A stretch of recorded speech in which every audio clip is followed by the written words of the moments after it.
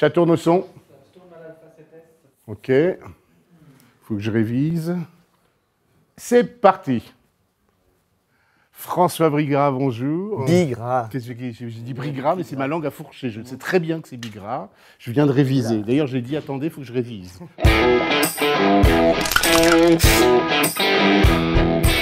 François Bigras, je vais vous poser la question rituelle. C'est un petit exercice quasi métaphysique. Qui êtes-vous? Qui je suis? C'est compliqué. Plusieurs personnes à la fois. Je suis professionnellement devenu un réalisateur qui est passé par plein de chemins. L'assistanat, le côté un peu strict, et puis l'écriture, chose à laquelle je me suis mise parce que je me suis dit très vite que c'était important.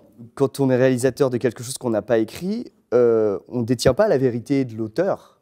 On ne sait pas, les comédiens peuvent avoir une interprétation et nous une autre, et personne n'a finalement raison.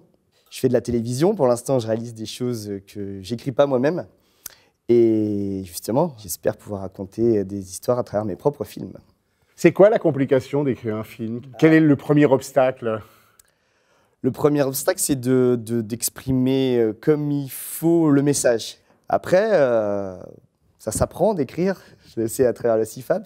Comment s'est passée la formation scénario au CIFAB? C'était quand? J'ai l'impression que du coup, c'était il y a longtemps parce que j'ai fait tellement de choses depuis, ça m'a tellement aidé. C'était comment? C'était une découverte de moi, j'ai trouvé. J'étais au service du réalisateur pour raconter des histoires d'un point de vue, on va dire, découpé. Et je pensais que je ne pouvais pas justement m'évader comme ça. Et mon formateur, Jean-Luc Mich, m'a fait prendre conscience qu'en fait, on pouvait mélanger les deux. On pouvait être très terre à terre et peut-être écrire et partir dans quelque chose d'un peu plus littéraire.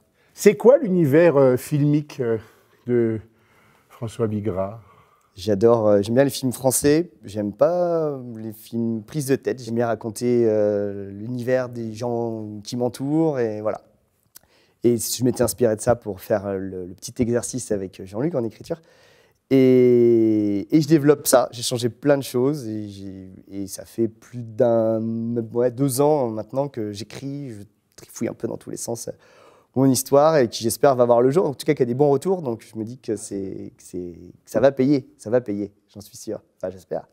Je vais vous demander un petit service. Enfin, j'ai écrit un tout petit court-métrage de 2 pages et si c'est possible que vous me donniez votre avis sur ce que j'ai écrit. Je suis pas alors c'est Final Draft, hein, j'ai fait comme les pros. Faut me dire, hein,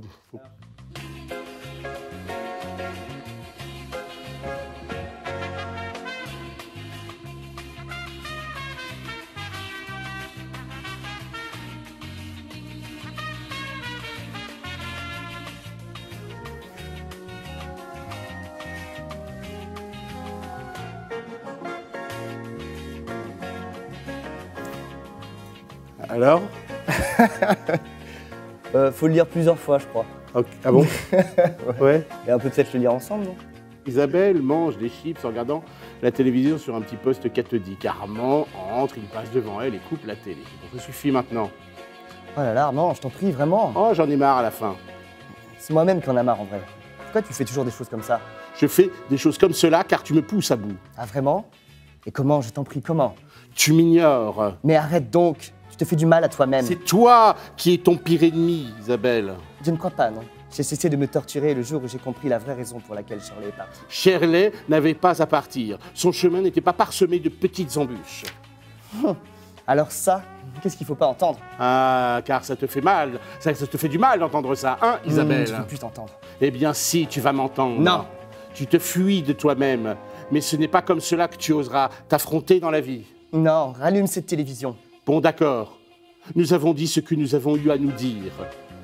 D'un geste nerveux, Armand rallume la télévision et quitte la pièce. Isabelle regarde l'écran un peu, puis, pour elle-même... Eh ben, qu'est-ce qu'il faut pas entendre? Je crois qu'on tient un truc, non? Ouais. Merci beaucoup d'avoir accepté de jouer le jeu. Merci à vous. Merci François. Merci pour cette interview, ce petit moment passé ensemble, une petite marche là. Faites... Ah, oh d'accord, j'en ai besoin, une petite marche.